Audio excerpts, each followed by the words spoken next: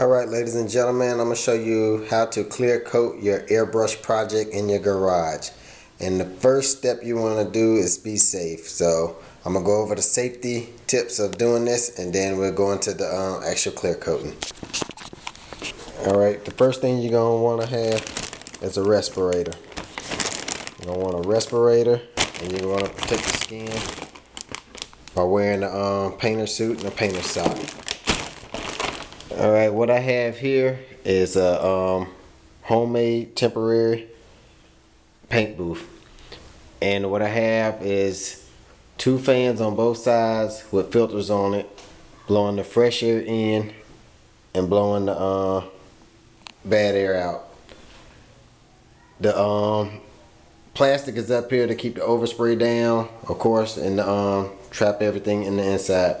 And what I use is 2 fans, 2 filters, some PVC pipe, and some plastic and some duct tape. Alright, we're gonna take a step inside the paint booth and show you what the first step gonna be in clear coating your project in your garage. Okay, we're now inside the paint booth. As you can see, I got the filter set up, and the inside, this side will be blowing fresh air in, while that side over there will be blowing the air out, the bad fumes out, and blowing it into the filter. So we got our 2 projects set up, which I'm going to clear coat. And the first thing I'm going to want to do is I'm going to blow some compressed air on them and wipe them off with a tack cloth. So I'll go ahead and blow my compressed air and wipe them off with a tack cloth. We'll get back with you.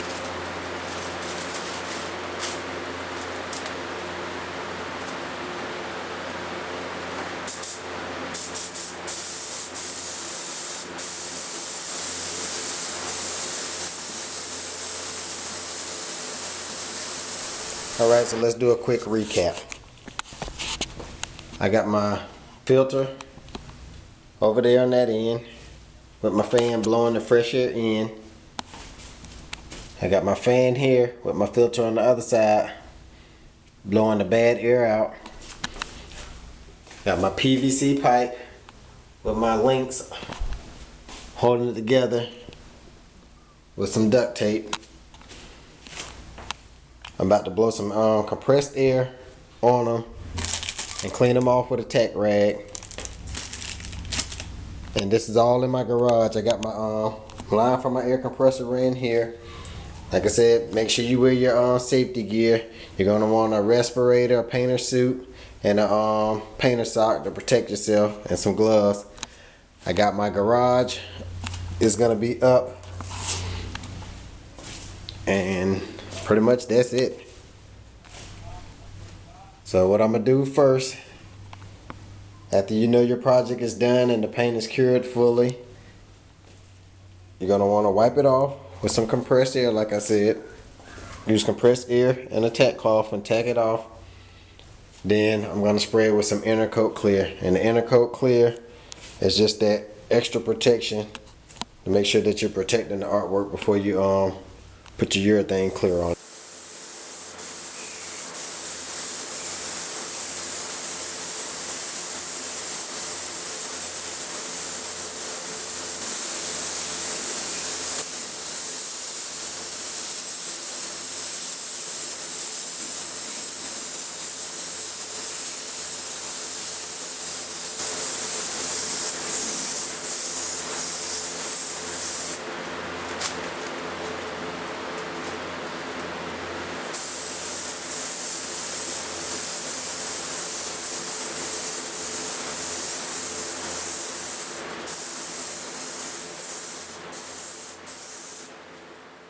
Okay, so the next step after the inner coat clear has dried and cured is to take a gray scotch pad.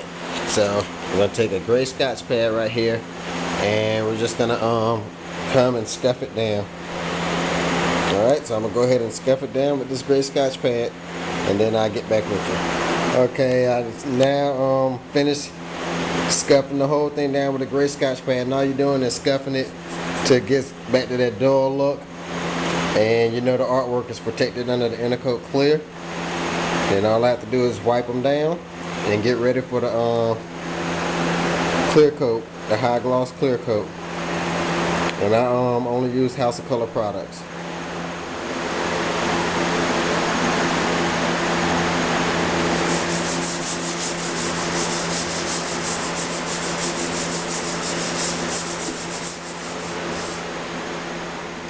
Okay, so I wanted to show you what you would need to spray your 2-part urethane clear. And as you can see, I use House of Color products. And you're gonna need a mixing cup. You're gonna need your paint strainer. Of course, you know your spray guns and your safety gear. I repeat it again: your safety gear, goggles, respirator, painter suit, painter sock, and what I'm forgetting, and your gloves. Okay, and when you're spraying your clear coat, it's going to be your clear coat, your hardener, and then you have your reducer. Depending on the temperature, what reducer you're going to be spraying. You have slow, medium, and fast reducer, and you can look on the back of the reducer and it'll tell you what temperature for what reducer you need to spray. So what I'm gonna do now is go ahead and mix my clear coat, and the ratio is on the can, so I'm not gonna go into that, but look at the ratios, mix it up, stir it up in the cup, and the cups have the different ratios on it. I don't know if you can see that. See, I got the different ratios on the cup. A little blurry, but then once you get it done and mix it up with a mixing stick, then you stick your strainer inside your spray gun, and then you pour the mixing cup into your strainer, which will be going into your spray gun. So I'm gonna go ahead and do that, and then I'll jump into spraying the clear coat. Okay, so I just wanted to go over my setup right quick with my air compressor and my sprayer. You see, when I sprayed the inner coat clear earlier, I used my touch-up gun and I used my medium-sized compressor. But with spraying the clear coat, I'm gonna use my big spray gun. And you can see right here on the spray gun, I have a moisture trap. You're gonna always wanna have a moisture trap when you're spraying to keep the moisture and the water out of the lines, so it won't come out as you spray. You also see I have a gauge on here. That's to make sure I'm shooting at the correct PSI. And when I shoot my clear coat, I normally shoot it around 30 PSI. Alright, and I'll go show you my compressor. I have neighbors, and so I don't want my neighbors complaining about how loud my compressor is. So what I did is I have 3 of these air hoses hooked up, and I have it ran all the way in my backyard into my shed. But I'm gonna show you my moisture trap right quick that I have on the line, which is extra protection to keep the moisture out. I actually have a moisture trap on the air compressor. I have a moisture trap on the hose itself, and I have this moisture trap right here on the sprayer itself. Alright. Okay, and this is my setup on my air hose. Like I said, I got 3 air hoses, so I can run them on the outside of my garage all the way down the side of my house into my shed in the backyard to where my big compressor is, so the loud noise doesn't bother my neighbors. But this is the medium air compressor that I used when I sprayed the inner coat clear, and I used my small touch-up gun. And this is the just another extra precaution to keep the moisture out of the line. This is a moisture trap, and this one's on the air hose itself, and this is just another way to help keep moisture out of the line so it doesn't come through when you're spraying. And we'll go take a look at the big compressor. Alright, so this is my little shed in the backyard where I keep my big air compressor, and I have it in here, and all I do is crack the door in the window and run my big compressor, and it's pretty quiet, you know, nobody's complained yet. Alright.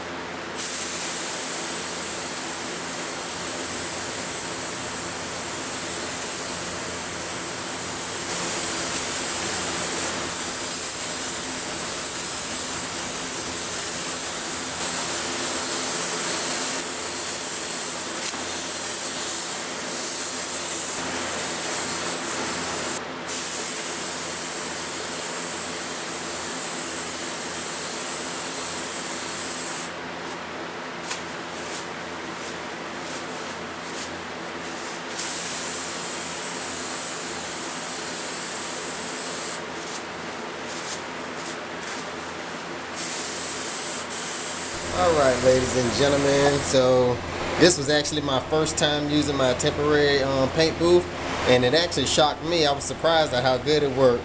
It did exactly what it was supposed to do. The fresh air kept blowing in, and it blew the bad air out and caught it into a filter. It's actually cool in here. It feels good. So let's take a quick look at the airbrush project. Oh yeah, one thing I would do different in the paint booth is the floor. I did the floor with plastic, so when the clear coat hit it, they made it sticky and it stuck to my shoes. So the only difference I would do now is just lay cardboard down. So like I said, let's go ahead and take a quick look at how it looks before it's color sanded. I'm pretty sure some orange peel in here, but we'll take care of that in the next step.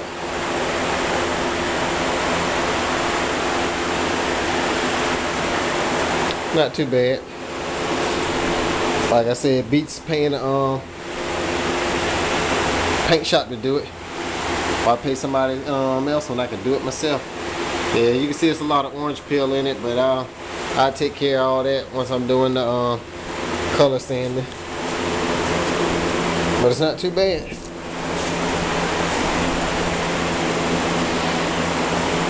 And this is why it's still in the booth. I'm gonna take it out a little later and show you how it looks outside. But this was just a quick show. Alright, ladies and gentlemen, we're now gonna take a look at the projects clear coated. Still not color sanded, but this is how it looks in sunlight. And like I say, it beats paying a paint shop to do this. That'll be more money in your pocket, you know, if you learn this. Learn how to clear coat yourself. And I say it's orange peel in it, but I'm not worried about the orange peel now, because I know I'm gonna color sand it later.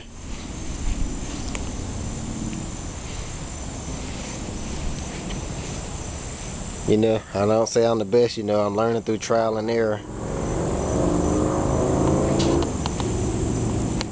But please leave comments and let me know what you think, what I could have did better. And I hope the video is helpful, you know.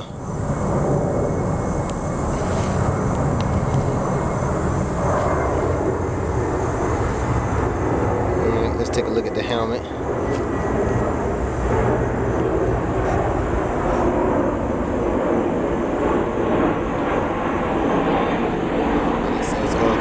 Step. You seen how it looked outside, clear coated before color sanded in the sunlight. Now I'm back in the garage and I'm gonna go ahead and color sand it. And you're color sanding it so you can remove the orange peel out of the clear coat. And let me see. I don't know if you can see the little spots on there. That's called orange peel. So when you color sand it, you want to color sand all that off. And I'm just using a regular sponge, and I'm gonna wrap my wet dry sandpaper on it and just slowly sand off the orange peel. Alright, you can see how the orange peel is up. I don't know if you can see that, but it's orange peel all in there. Let's get started.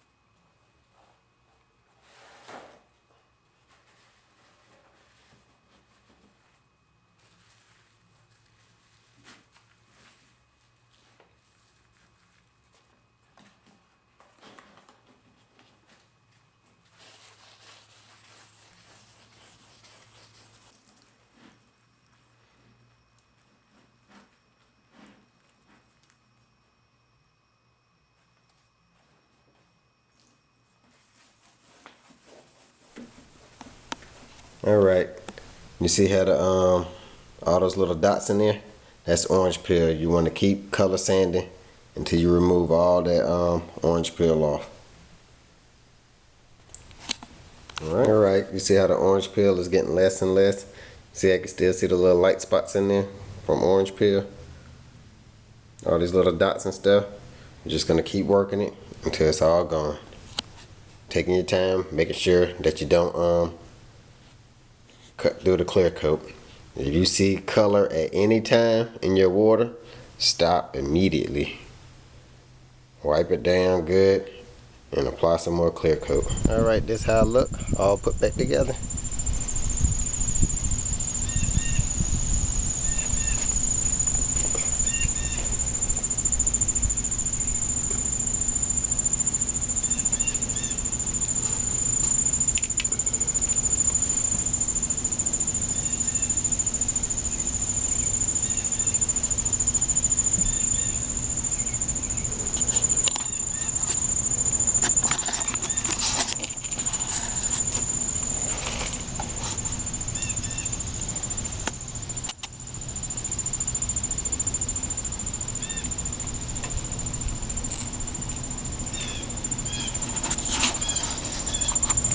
Alright, this is how this looks put back together and in the sunlight.